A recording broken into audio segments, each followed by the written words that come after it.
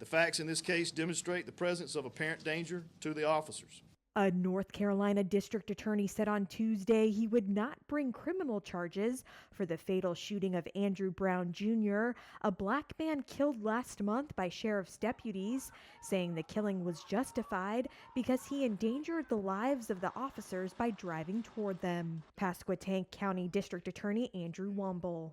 Mr. Brown's death, while tragic, was justified because Mr. Brown's actions caused 3 deputies with the Pasquotank County Sheriff's Office to reasonably believe it was necessary to use deadly force to protect themselves and others.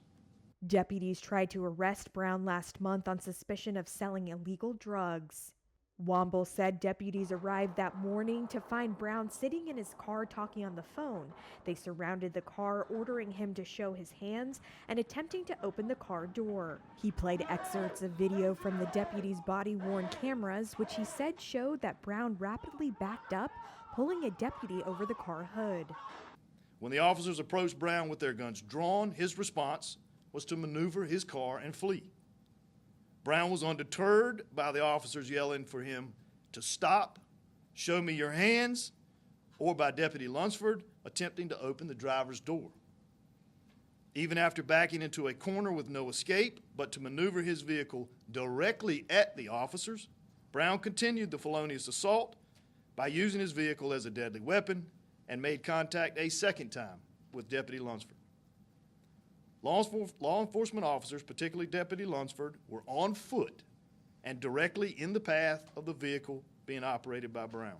Police began firing at the car. Brown suffered a gunshot wound to the shoulder and a fatal shot to the back of his head. Lawyers for Brown's family previously described his death as an execution.